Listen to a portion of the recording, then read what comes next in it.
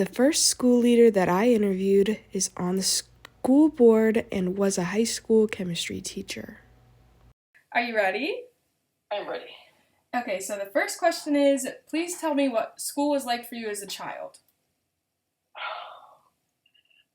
School, it's a Catholic session. No. School was like for me as a child, little, I'm going to say horribly boring. Okay. Is there any reason why? I don't know, because it wasn't exciting. Got it. Boring, mundane, I knew the answers, so, it was kind of dumb, when you know the answers, the teachers ask dumb questions. Yeah. And you're like, really? Mm-hmm. Was this any different for you as you got older, became a teenager in school? No, and when I was a teenager in school, I was more of a jock. Okay. So I just kind of hung out with, softball people or basketball people, and that kind of just became my world. Yeah. Would you have changed anything if you could have to make it less boring? I would never go back, and it's ironic that I did teach high school because it was not fun. No, I wouldn't have. Actually, the one I would change is actually the reason I became a teacher, not the reason I became, but the reason I realized later that I liked teaching, is because I would make sure that every student felt noticed. Yeah. Everybody has the letters MMFI on their forehead, which stands for make me feel important.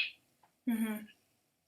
That's what I would do, and that's actually, I realized years later why I liked it so much.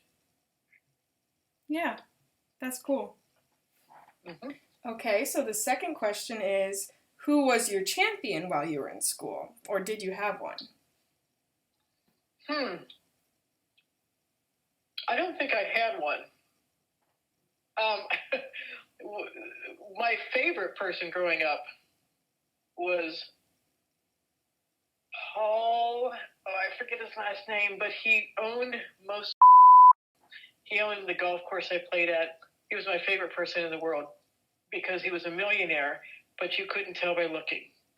He was, he's drove a old beater pickup truck, and he looked like an old farmer. And so he was actually my favorite person growing up. My hero's a hillbilly. Yeah. The third question is, how much do you know about how schools are funded? Well, I guess I know pretty much. There's the part that people know. It's funded by the taxes. When you do your taxes and you write the correct number underneath the county. Mm-hmm. So the school district gets the actual part of your income tax, but it's also funded by the government. And that amount changes monthly. So what money we have now is not really the same money next month because the numbers fluctuate so much. Cool. How did you learn about that? Well, that is my challenge on the school board. Yeah. To learn that. And really it's interesting because as a teacher, I can remember the negotiations and everybody saying that the treasurer was a big fat liar, because they're making up numbers, but it's really not true. They're really not hiding numbers. It's just that some numbers you can't legally put into the forecast, and then the other numbers just fluctuate. Yeah. Because in addition to the government funding, what we normally get, there's all kinds of grants that schools have. Mm-hmm. And, those grants make up a ton of money. The special ed grants, you get a ton of money through government grants. So that kind of fluctuates as well. Yeah. Is there anything that you don't know about funding that you still want to know? Oh, there's a ton. There is a ton of it. It's not, I think it could be simple, but it's never presented simply, you know? Mm-hmm. It's not like, hey, this is our income and whatever. There's a ton that, you know, you need to know, and I need to know about it. Yeah. Okay. The fourth question is, how involved are families in helping decide what students should learn? Zero. Yeah. Zero is what I'm going to tell you. In Ohio, and I'll tell you there are teachers who are like disciples, and they'll do exactly by the book. Elementary teachers are like that. They're wonderful people, but they do everything by the book. Mm-hmm. The Ohio standards dictate what you teach. Okay. And so it's like the rule book. Now, high school teachers are more like independent contractors. You can tell me that I'm supposed to teach that, and I'm going to look at you and shake my head and smile and shut my door. Uh-huh. You know, it's different. But as far as the parents go, they don't really. I mean, maybe they could have a voice, but they don't. They don't use it. Okay. The second part of this question is, how involved are students in deciding what they should learn? Zero again. How involved they are, or how involved, I think everybody feels helpless. Yeah. You know, like when a kid comes into your class, like say they're in a biology class, they just kind of sit down and open up their container and say, put it in, you know, and I'll be good to go. And they don't really care because it's already been prescribed. Yeah. So I don't think they feel like they have a choice. They don't even know they have a choice of what should be taught. And they don't know what should be taught. They don't know enough. Yeah. You know? The third part is, how involved are the community members / the businesses or the community organizations involved in what students should learn? And I'm going to say zero. Yep. It's all the same. Nobody knows enough to say what they should be taught. I mean, unless you're going to get into political issues, then everybody's got an opinion of what kids should be taught. But that's actually governed by the state. Mm-hmm. So, you know, you're like knocking on the wrong door, you know. Yeah. And the fourth part is, how involved are teachers in deciding what they should, the students should learn. But I think you already answered that with how the... Yeah, so the teachers can add, you know, whatever they want. And that's my beef with state testing. Yeah. The state testing tells you what you should cover because you know it's on the test. Mm-hmm. But that doesn't mean that's all you should cover. Yeah. You know, you can add whatever you want, of course, as long as it's ethical and moral. Mm-hmm. You know, that's like the special sauce. Yeah. Yeah, it's the hidden curriculum that parents realized when COVID started, mm-hmm. and the kids went home. Then the parents were like, "Oh shoot! Like I didn't know the teachers did this." Yeah. You know, there was a whole nother world that was beyond just calculating math that they realized that the teachers teach. Yeah. But it's not. You know, that's huge. Mm-hmm. Do you have any specific examples of any of the people being involved in what students learn? Well, I could use myself as an example. When I got a new principal, I went to him because, you know, I taught chemistry. Mm-hmm. And I said, hey, I just want to give you a heads up that I teach Stephen Covey's 7 Habits of Highly Effective Teens, you know, in my class with chemistry. Mm-hmm. He looked at me and he said, huh, I'd like to know what that has to do with chemistry. Yeah. Exactly what he said. And so, but it didn't matter because I was teaching chemistry and then I could do whatever I wanted, you know, beyond it. So I just added whatever I wanted to the thing, as long as you're not you know, breaking some law or doing something hugely controversial. Yeah. It's okay. Would you like to see more people be involved? Yes, with educated opinions. Mm-hmm. You know, there's a time and place for the involvement, and to have an opinion just to have an opinion when you don't know what you're talking about is kind of a waste of time. Yeah. It gets everybody riled up, Mm-hmm. you know. But if you want to tell me what we should change in the biology curriculum, what we should be adding, and actually have a valid reason for it, then sure. Yeah. Okay, the next question is, to what extent has school changed for students today? Compared to, I'm guessing this is supposed to be like COVID, that, pre-technology sort of thing. so, well, so the difference in school now, pre-COVID to now, is that what you're asking? Yeah.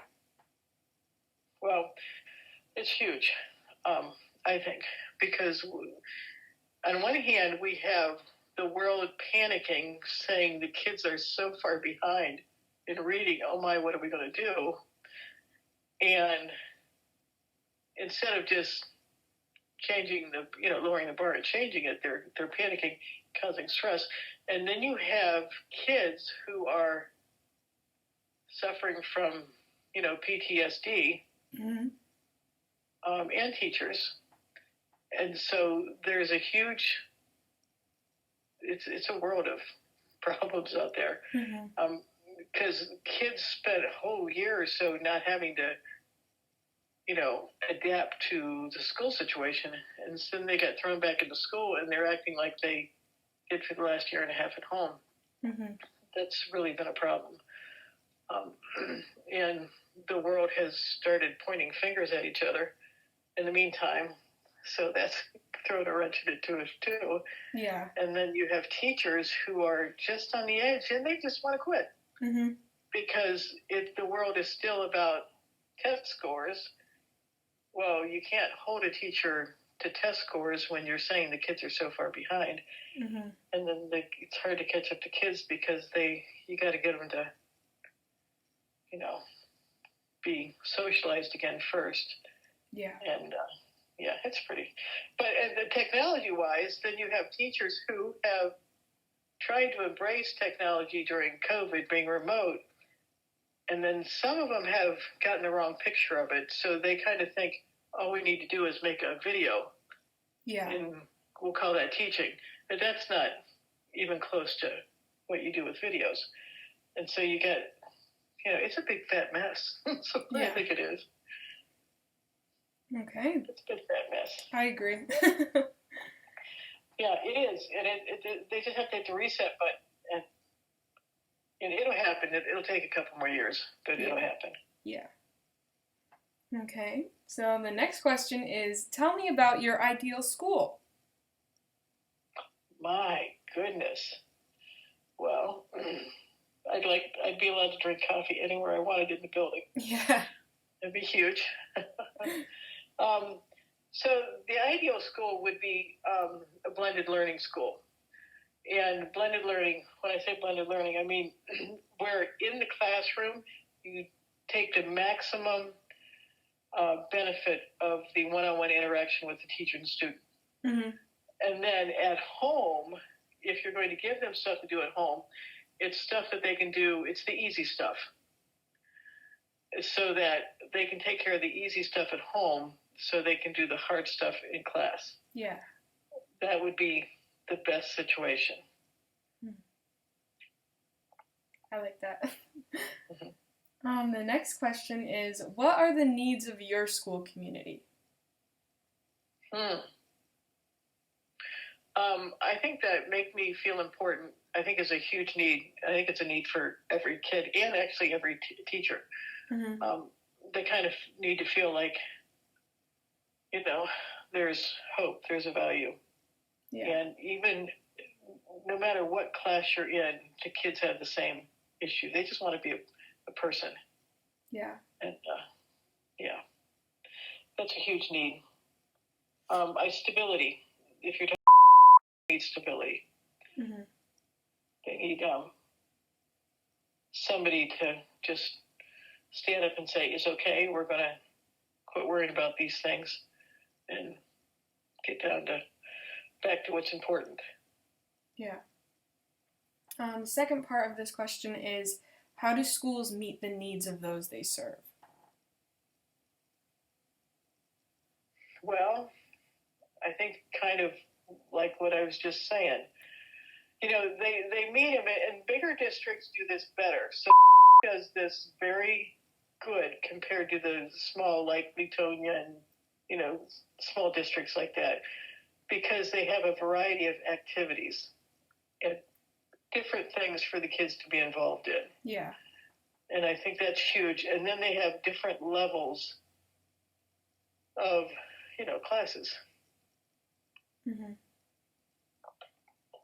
The next part of this one is, how do they know to what extent they are successful in meeting their needs? How does the school district know? Yeah.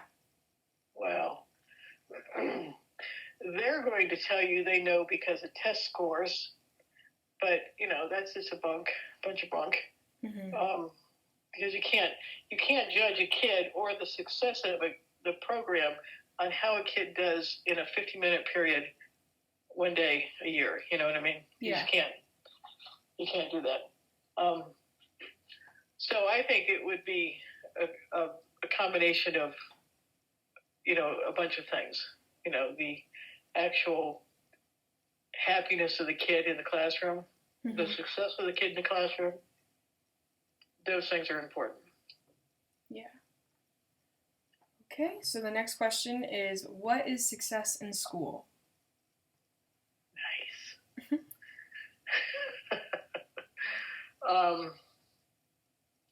Success is having the kids, no matter whatever level they're at, being successful. Mm-hmm. So it could be a lower level geometry class and having the kid, you know, master what it is and feeling confident. Yeah. How did you come up with this understanding of success? Well, one of the funnest things about teaching is having kids walk into your room in September being very shy and timid and having zero confidence. And then having them walk out of the room in June strutting. Yeah. That's when you know it's a success. Because it's all, the school is a tool. You know, the actual what you're doing to help the kid develop is what you're really there for. But your curriculum is just a tool that you use to do it. Mm-hmm. So, you know, so if you can have somebody come into your class without confidence and then throughout the year gain confidence to the where, you know, they want to actually come back the next year and be lippy with you. Yeah. Then that's good. It's a win. Yeah. The next part of this question is, what role would you like to play in making schools places in which all children are successful? Well, actually, I would take the role of helping the teachers learn how to do that. Mm-hmm. That would be the role I would take. How does your understanding of success compare to the way that the state understands it? It's completely different. Mm-hmm. And the state's definition of success is just based on test scores. The state's OTES, the evaluation system, is just on kind of test scores, and it's just kind of bizarre. Mm-hmm. But they're trying to evaluate, you know, 500,000 students. Yeah. So they don't know how to do it. So the only thing they need to do is they want to find something they can measure. And unfortunately, it's not really measurable that way. Yeah. Okay, well, that's all my questions for you. Thank you. Nice. You're welcome.